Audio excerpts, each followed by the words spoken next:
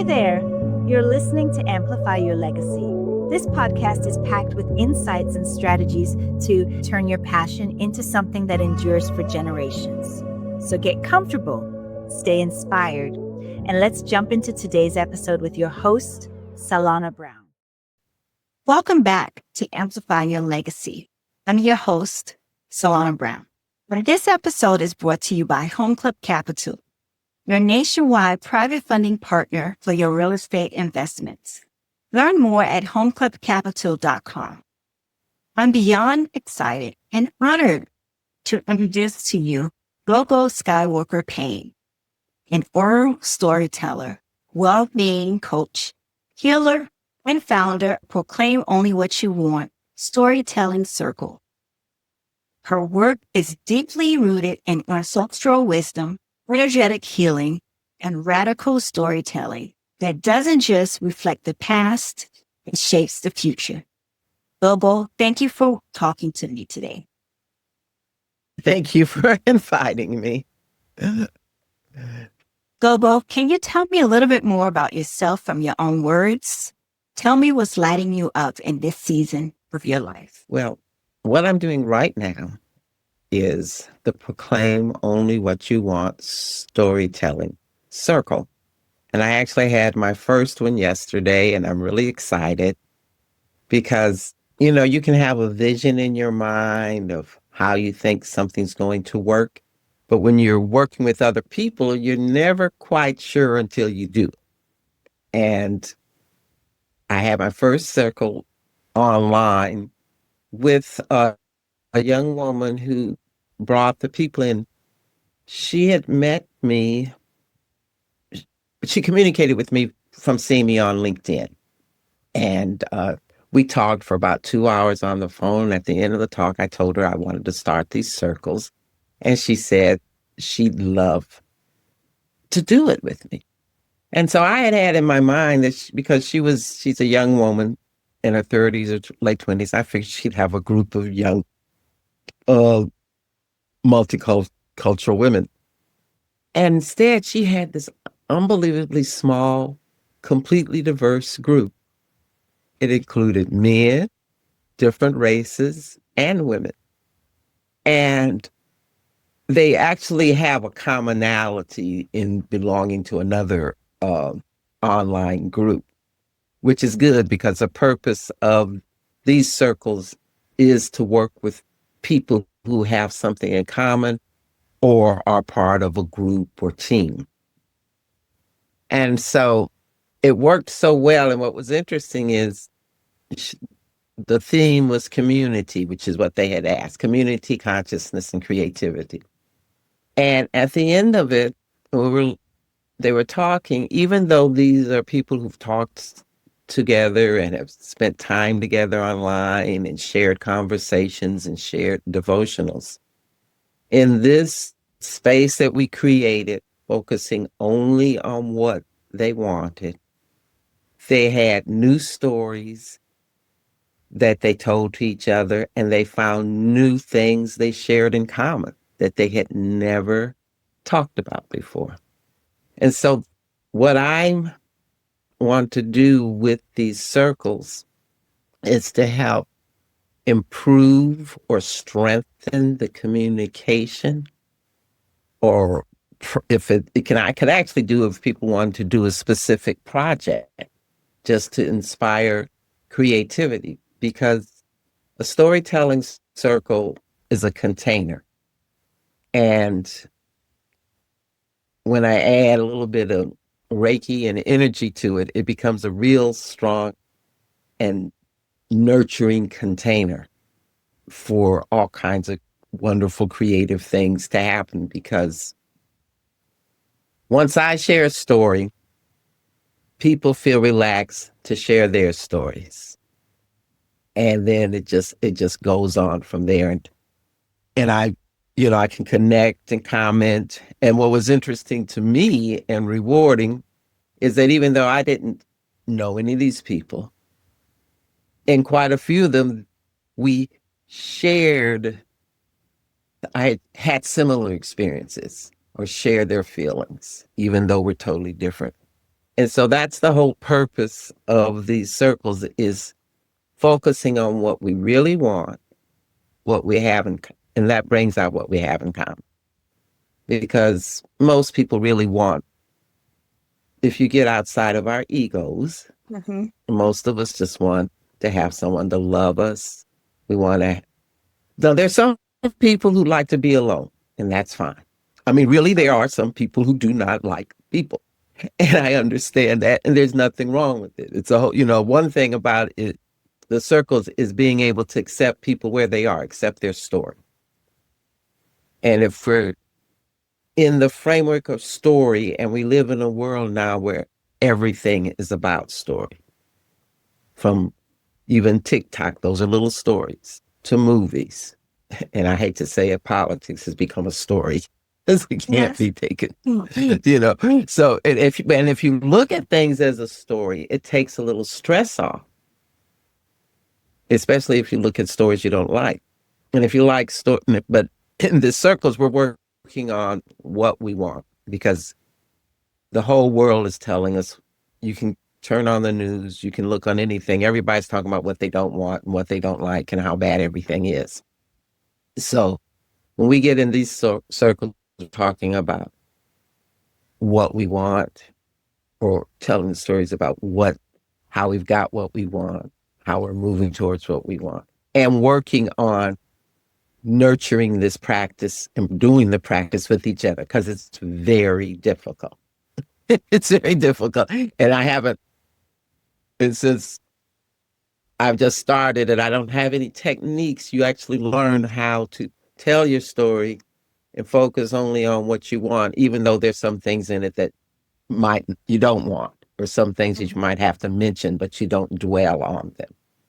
So it's totally a different type of experience it's not a therapy session. It's not excuse the expression, bitching session or complaining session. It's a storytelling session around some commonality, either strengthening your group, strengthening your community, strengthening your communication, or letting your imaginations run on possible things you can do for achieving your goals, because what's been upsetting me a lot, and I've lived a long time, and I've seen a lot of changes happen, and I've also studied history.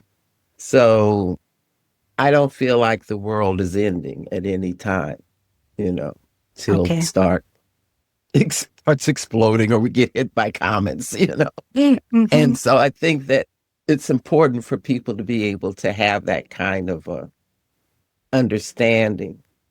There's a constant flow, constant change. And being an energy healer, I understand about energy. A lot of people don't understand.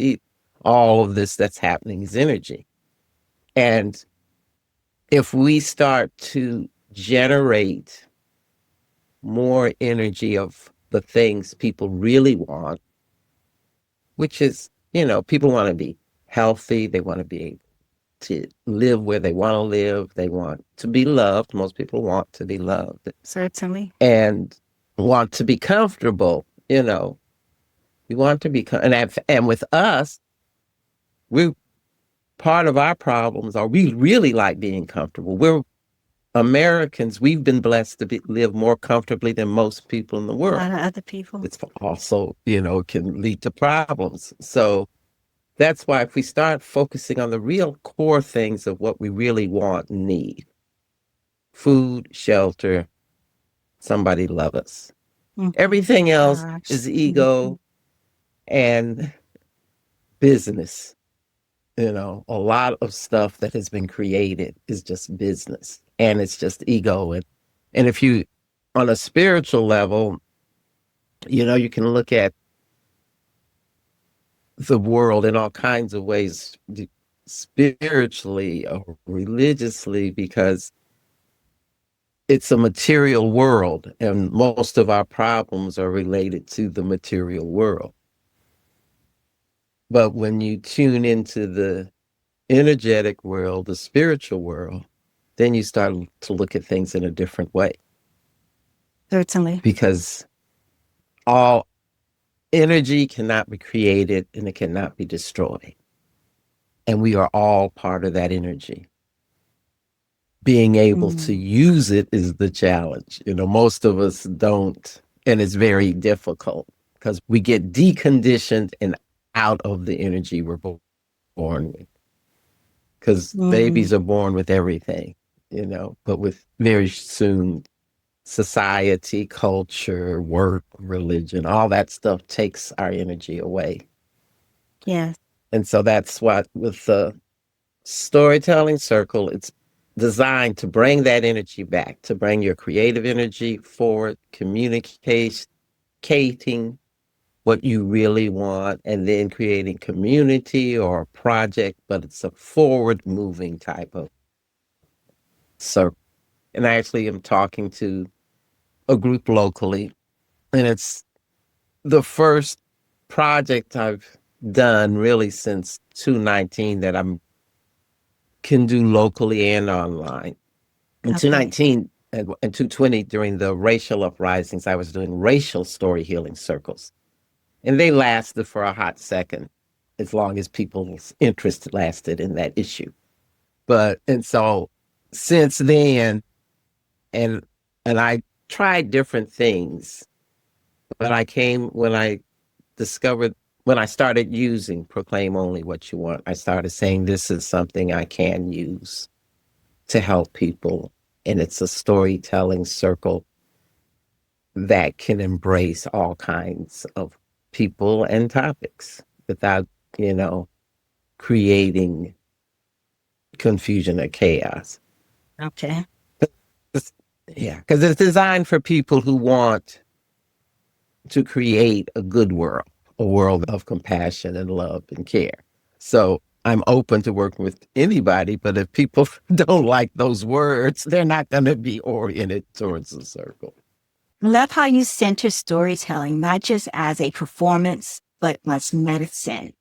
We're fascinated about how you bring storytelling, energy, healing, intuitive work, and ancestral practices together.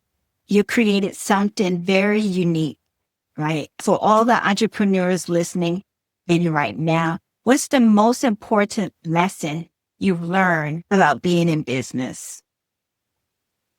Most important lesson I learned actually is just recently when I finally realized, and I spent more, not as much as some people, but I spent more than I should on the gurus and the this and that. But the thing is, if you don't have clarity of your purpose and your product, you spin your wheels trying to make money. Don't go into business to make money because you won't make it.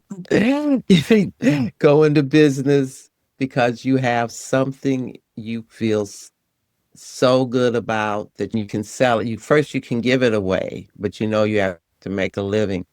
And you don't mind because you don't feel like you're selling it because you're telling people this is going to work. And that's how I feel about these circles. I felt that way even before I had one. But I had to have one to say, okay, it's just not my imagination. This can work. But it was based on the fact that I have done other storytelling circles over the years. So I know the magic of a storytelling circle. I know, and now I have the things that you were talking about. I was a nurse. I've studied energy healing. I've studied ancestral healing, and I've been practicing Buddhism longer and longer and longer. So all of these things have come together so that I know I have something that can really help people and that I like doing, and I can make it available in all kinds of ways. Because when I retired from nursing, I had been online for a while. Even when I was in nursing, I attended my first tribe thing and had followed some people who were starting off and becoming entrepreneurs online. But I didn't know, and my whole thing was, I'm going to make some money online because I'm retired from nursing. I've got a little bit of money saved. But I really didn't know what I wanted to sell. In fact, I didn't have anything to sell. And when I first got online and told people I was a storyteller, a lot of people didn't really appreciate it or else thought it should be that business brand marketing type of storytelling, which I didn't really want to do or feel comfortable with.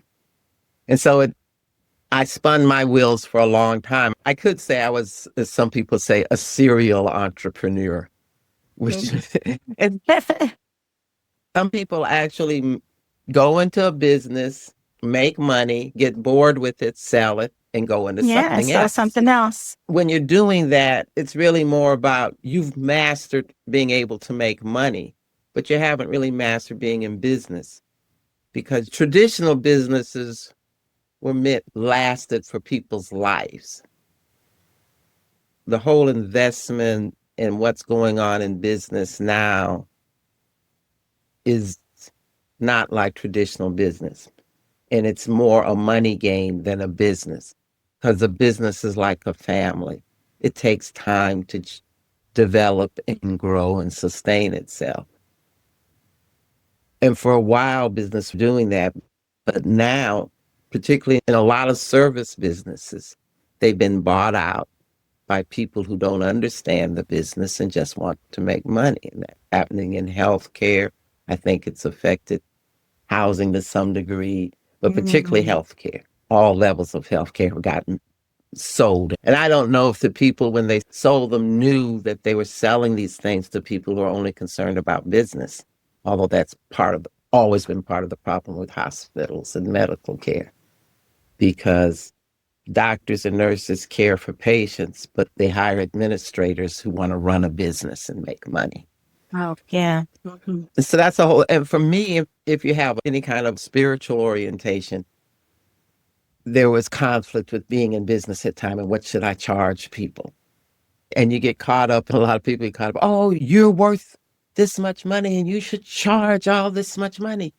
And I started realizing I was having a conflict because I didn't know people who spent that kind of money, that they were saying I should be charging. How could I do this? And then after attending maybe the fourth or fifth one of these workshops and saying, I invested $100,000 to get to where I am now. And I started thinking, well, I never had $100,000 to invest in anything. So I don't even need to listen to you all anymore, because it's a shame that a lot of people are gaming other people. And now with AI, they're totally losing their minds. Wow. People are starting, and they're young people starting these businesses because they learned something from AI and then somebody else did. And I'm seeing people making businesses that they really shouldn't be making, because anybody can learn how to use ChatGPT. Wow. And unless you want to get to the hard end of writing code and stuff, the AI use and stuff isn't that hard. And some people are really trying to really go to the bank with some of the services, because I've looked at them. They're really overpriced, unless it is they're dealing with. And then the other thing is it's not ecological at this present time. And they don't want to say it to anybody, but those things take up a lot of space and a lot of water and land. So it's, there's pushes for things now, and but things will continually change. But my big lesson in business is know what you want. If you say you're starting a business, otherwise, I'm going into business, I want to make some money, to find out what kind of business I want to start. And that's what some people do. And if you don't, if you want to get into sales and sell things, the internet's a good place to do that. Or if you want to try coaching, which is really expanding and kind of oversaturated. But if you can find, there's a lot of different platforms. If you can find a platform or get on a few and get clients just for the experience, but ultimately it's finding something that makes you really unique. And that's with coaching.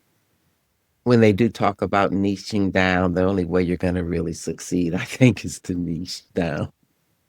Because even with There's so many, I've been looking, there's so many programs now. There's so many coaching businesses. And this is the irony. There's some of these coaching businesses that are just paying people $20 to $25 an hour and requiring them to have these certifications. And people pay those certifications. They've been trained to say, oh, you're supposed to charge, 50 to 250 an hour for your services. So it's interesting when you look at businesses and when you're looking at jobs, the different ways that people are getting paid and the different ways salaries people offer. So, but if you want to be in business, what I find is when you look at people who are successful is those whose mission, whose purpose is rock solid. And once your purpose is rock solid, once you know for sure, it actually starts to open up. Things start to open up. Let's rewind a minute. What were some of the earliest moments of your life where you realized storytelling was going to be a lifelong path for you? I was telling stories from when I was very little. And it was mostly writing. As I actually wrote a little story. I made a little book when I was, I don't know, somewhere after first grade. It was made with construction paper. You remember colored construction paper? Yes. And I wrote the stories out and I illustrated it and then I stapled it together and I had wanted to get the approval of my family and had their names and wanted them to sign it after they read it.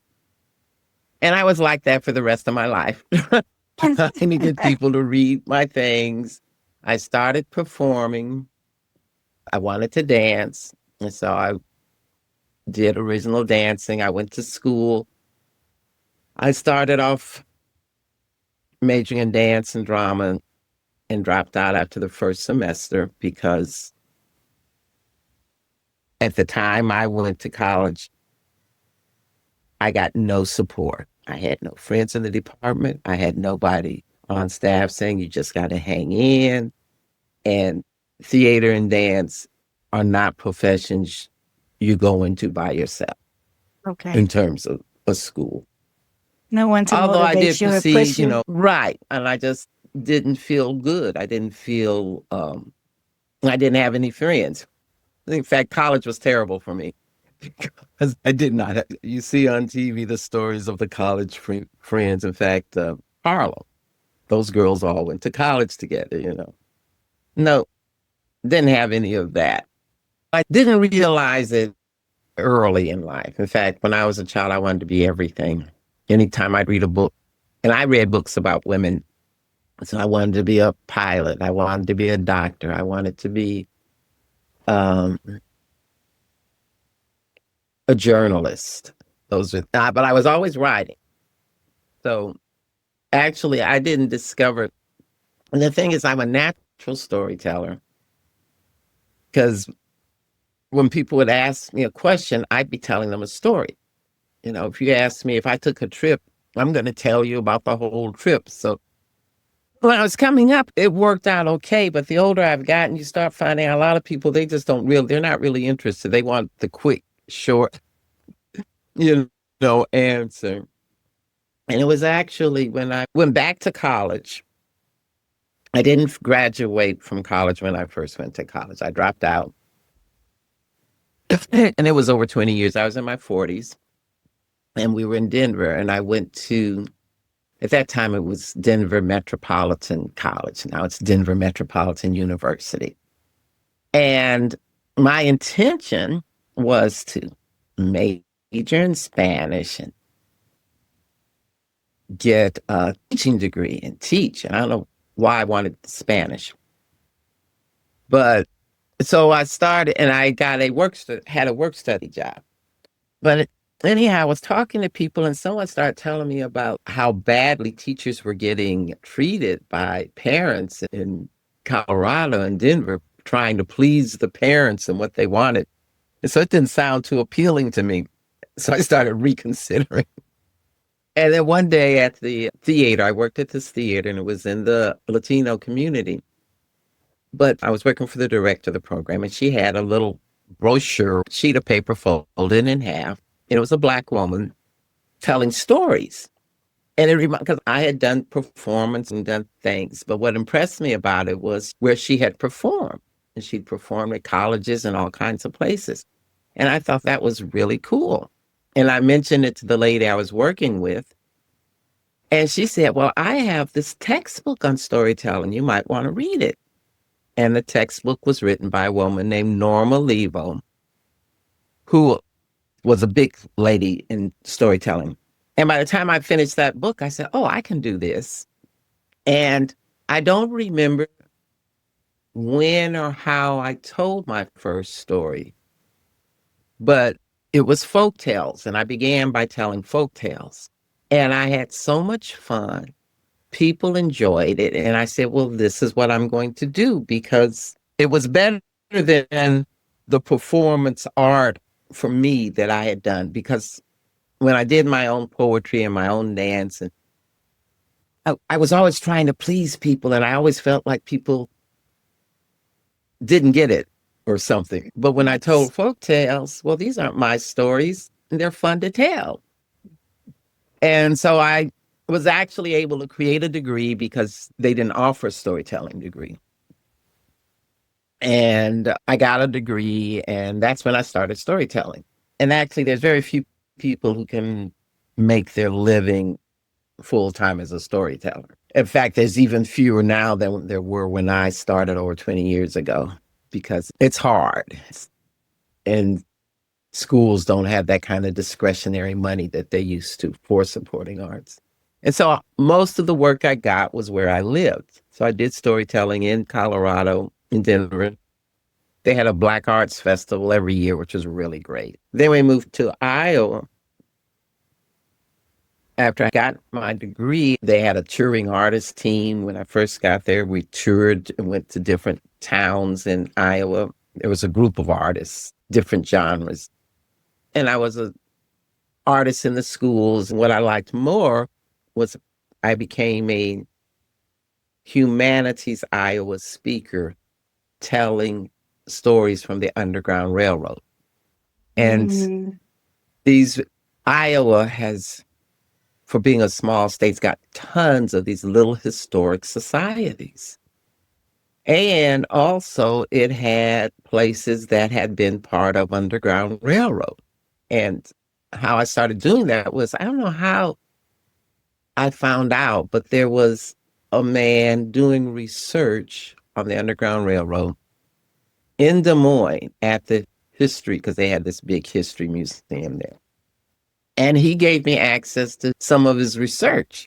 And that's where I got my stories for Iowa in that area. And then I got other stories that I told.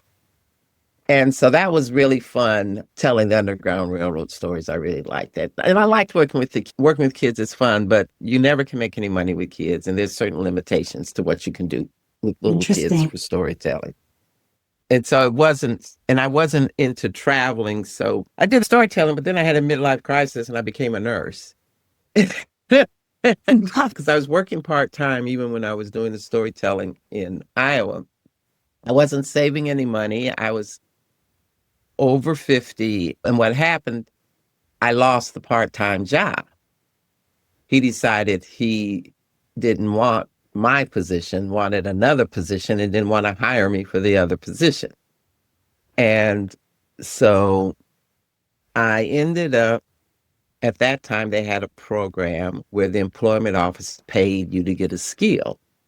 And so I went and took, I don't know why I did this. I took a class for CNA.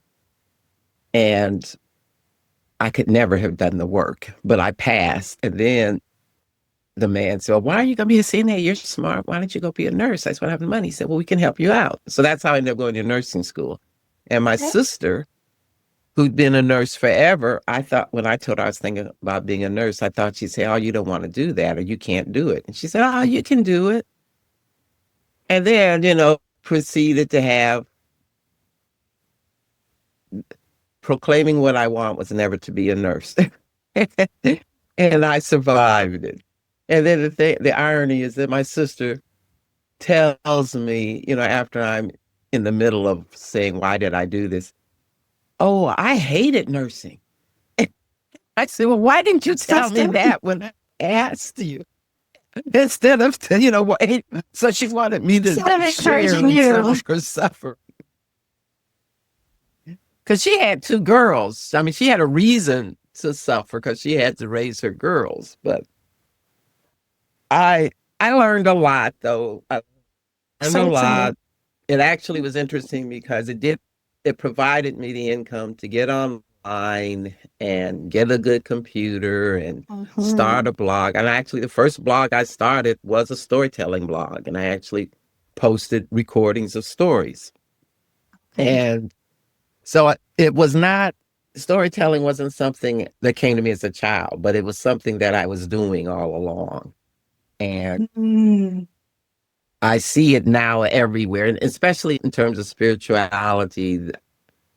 Everything that we know and study about spirituality or religion, it's all stories. Sure. And if everybody would recognize everybody's religion is a story.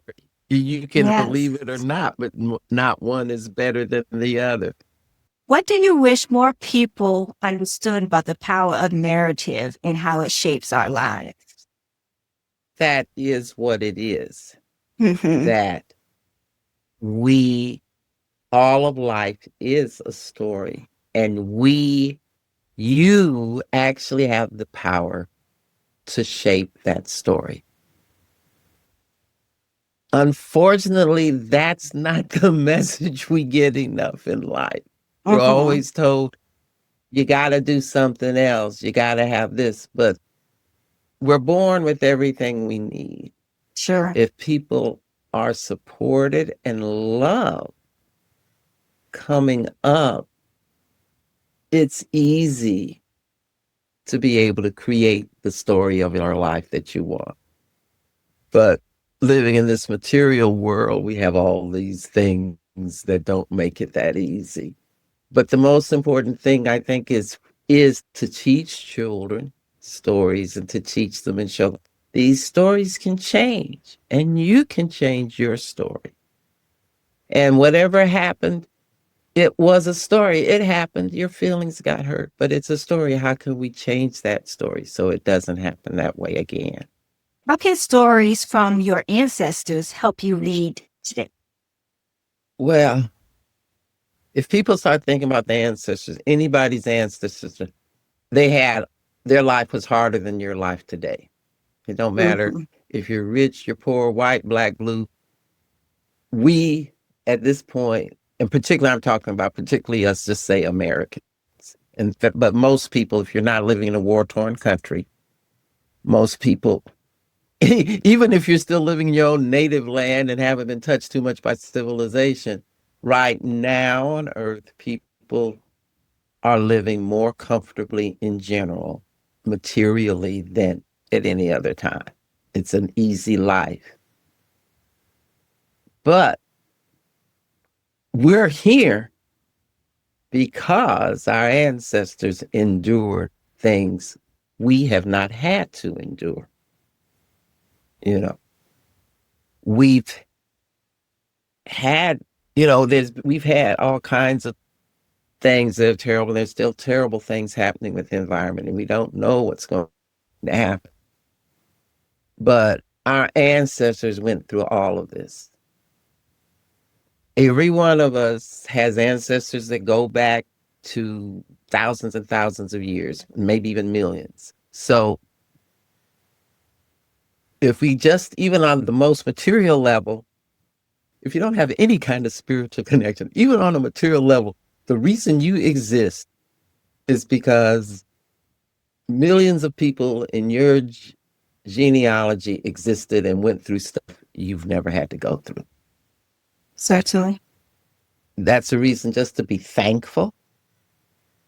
If to say, and also to think, well, I received all that stuff, so that's why I am the way I am. But it's not to but there's all kinds of things we receive from all these different ancestors. We can get stuck let's say, like take genealogy, which is a physical thing.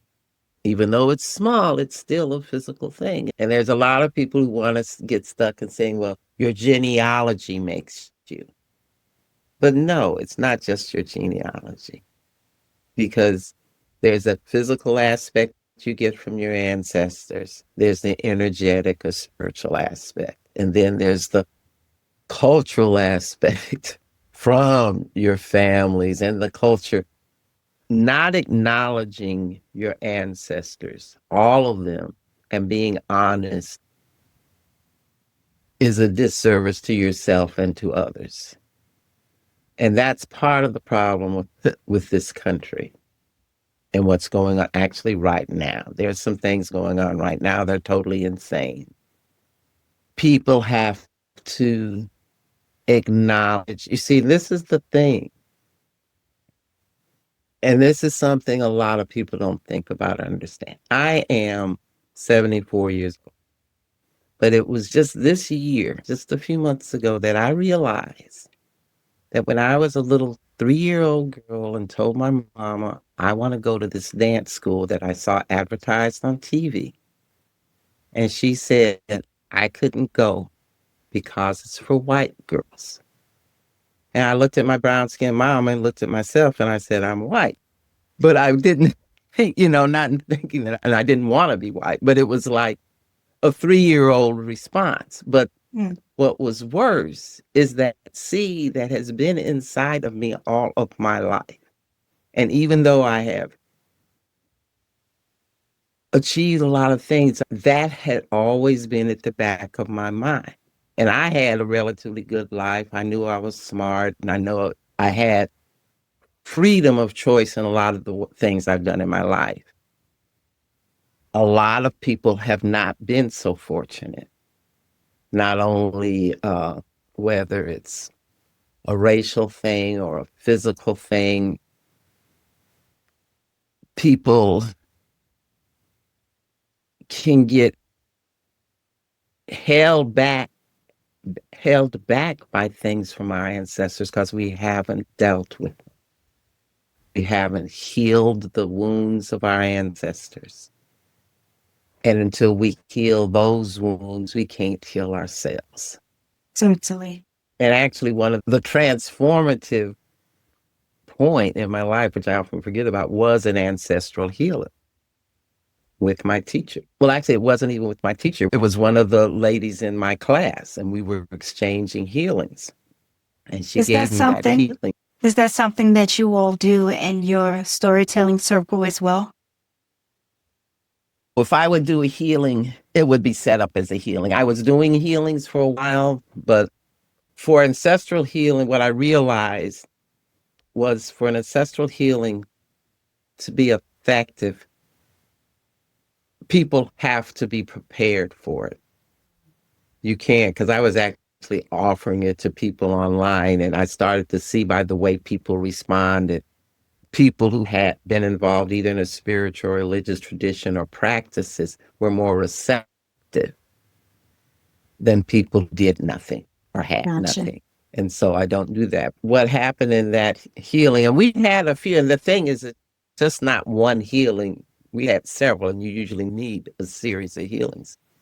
And it was the first time, and this was just before the whole racial, and during that healing, I, for the first time in my life, experienced the feelings of my ancestors, of my female ancestors who had been enslaved, who had endured all kinds of things. And I cried. And since then, it really affected the way I look at a lot of things, because what I've realized since then is that we're in a situation now in America where too many Black people grew up thinking we're white and thinking because they voted for someone because they thought they were white. And the reality is that there's a group of people in this country, this gang of thieves and the pretender, who think they can make this country all white again. But they can't. Because over 20 years ago when I was in college in a communications class, one thing I learned was this country's becoming a multicultural, multiracial country, and it can't be stopped. That was 30 years ago because white women and black women, once they start making a lot of money, they stop having babies. And that's what has happened, and that's what's happening. All of this stuff that's going on, it's not about saving babies' lives. It's not about anything except this distorted image in some people's minds that they can stop something that's happening naturally, or also that they don't care, so they'll just destroy the environment. And so the thing is, a lot of people will want to say, well, that was my ancestors. I don't own slaves and I love them. But have you cleared that energy within you from your ancestors? Have you forgiven your ancestors? If you don't really want to say, if you're saying you don't have anything, have you cleared that from you? Have you even explored what it felt like? Or have you looked into the Americans haven't done that pretty much. We have, in South Africa, they did go through a reconciliation. It wasn't perfect, but it did deal with some of the issues. The economics is still messed up. The politics is still messed up.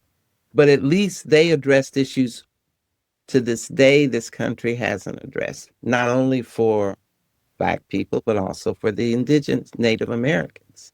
Mm-hmm. And so that's why the Native Americans, despite the efforts and proclamations of the colonialists in the early 1800s to wipe them out, still here. Because they maintain traditional practices and relationships with their ancestors. Just people do all over the world and to different elites. And so to answer your question, the more you connect to your ancestors, the more you are curious about them, the more you find ways to clear up anything that you might not feel good about or you feel has affected you in a way that's not good, the better your life is, the better it becomes. And if you have children, it's better for them because it all flows. It's a continual flow. And even if you believe in reincarnation, it's still important because even if you're becoming someone else and you have another whole lineage, it still is a flow and the energy is flowing. And if we accept the concept of energy that is never destroyed, it's only changed. That's part of our ancestors. That's part of the ancestral energy. Let's talk about legacy. How are you intentionally building your legacy right now? With the stories. And I'm a writer, so I've written things and I'm constantly thinking how am I going to get all this stuff together, even if it doesn't get published. Mm-hmm. And I have a lot of stories. I have these stories in my mind for the future. They're not totally science. This visionary fiction is what it's called. Yeah. And I'm trying to think, I want to have the time to write it. I've written some of it, and that's the main thing I really want to have as a legacy is these stories for the future. Because I've started a thing called the stories are about story holders, about the people who carry the stories for the future. The story I want to really write and start to tell more is, for some reason, I had the year 4030, but it might need to be further than that. But I see a future, and there are some who do that, where the only good future I can see is when we actually go back and get rid of all the tech. And the way it starts is we have no electricity. And there's ways we could lose it. And we go back to being humans and smaller communities, because that's what I see. Communities will be built around institutions, religious institutions, because those are the institutions that still stand, or ceremonial institutions. If you look around, even like a lot of the ruins and archaeology stuff. And even after the wars, a lot of the churches and the temples, those stand. And in time, those will be the places people will go because they would take care of the people. Food, shelter, communal education. So that's the legacy I'm working on in terms of a physical, and the other is just the stories. For those of us listening who want to build a legacy rooted in healing, story, or service, what's one practical step we can take today? Talk to someone and tell them a story that you haven't told somebody. Tell somebody you know about an experience you've had that you haven't shared with them. That you, or find somebody. A lot of times people see people in situations that they don't know what to say. Think of a story to tell them. Or even go look for a story that you'd like to have that was somebody's feeling sad, that you could tell them that would make them happy.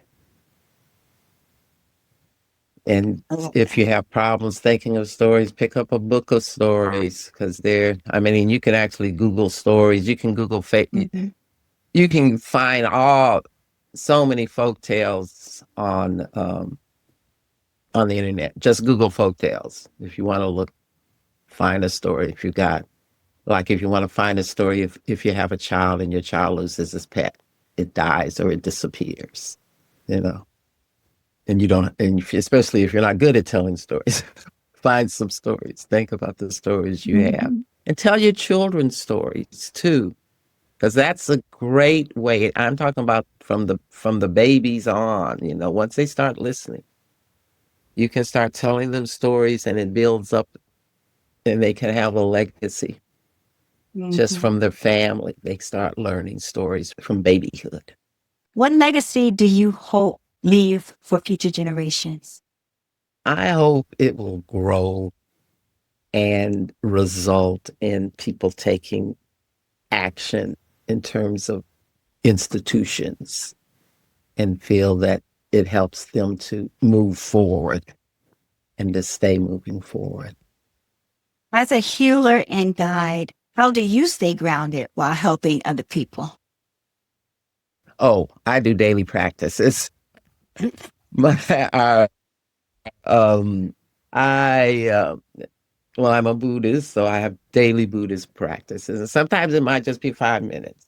But ideally, and the more I've gotten into it, and since my Reiki, I actually do a morning, almost every morning, in which I open the 4 corners of my room and I